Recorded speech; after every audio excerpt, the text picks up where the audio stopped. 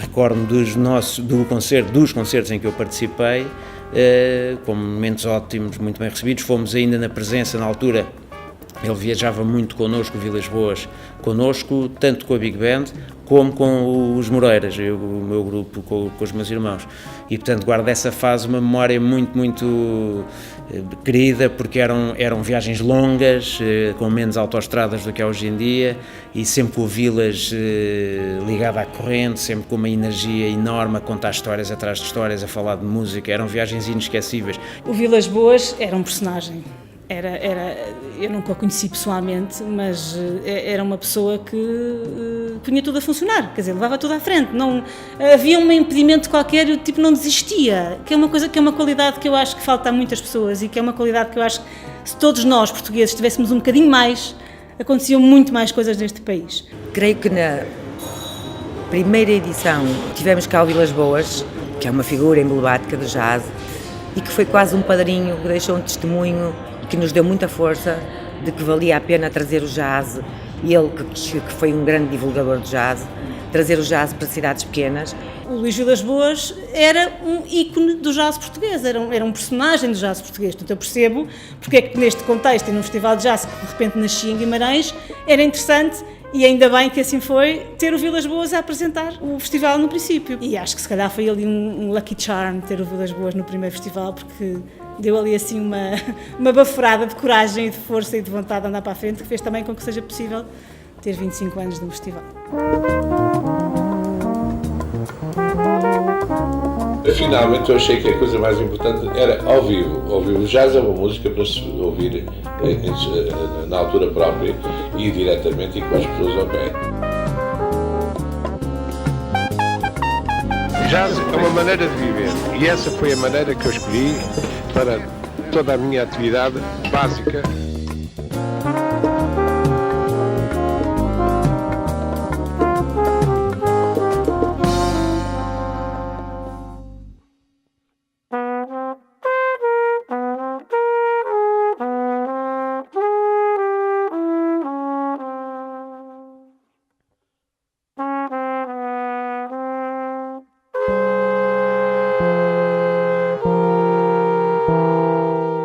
O Vilas Boas não desistia, era um tipo teimosíssimo, era um tipo que tinha uma lata bestial e, portanto, juntando tudo isto e uma persistência que lhe era muito característica, conseguia fazer com que as coisas avançassem.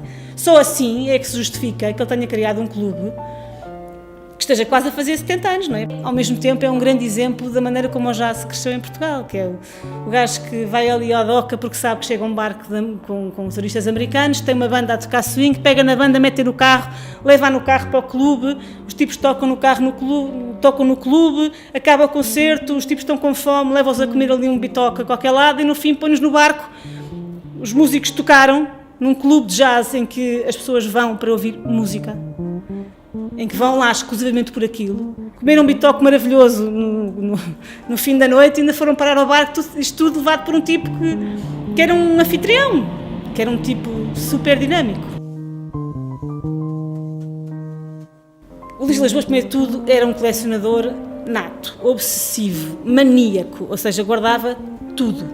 A casa do Luís Vilas Boas era um entulho de algumas coisas muito interessantes e de coisas que não servem para nada. Eu guardava tudo. Pronto. Entre essas coisas há coisas interessantíssimas e únicas, porque eram dadas a ele. Que o que era mesmo interessante era pegar no elemento mais significativo de cada uma das subcoleções, portanto, num disco, num cartaz, numa fotografia, num memorabilia, no que fosse, pegar num elemento de cada subcoleção e mostrar. A exposição é, digamos que, uma amostra daquilo que nós temos aqui, tanto que a exposição chama-se Prelúdio para um Museu. Agora precisamos de uma casa do jazz, que é o meu grande projeto, a minha grande ambição. É um sítio onde se possa mostrar isto, onde as pessoas possam ver o que é que foi de facto esta personagem.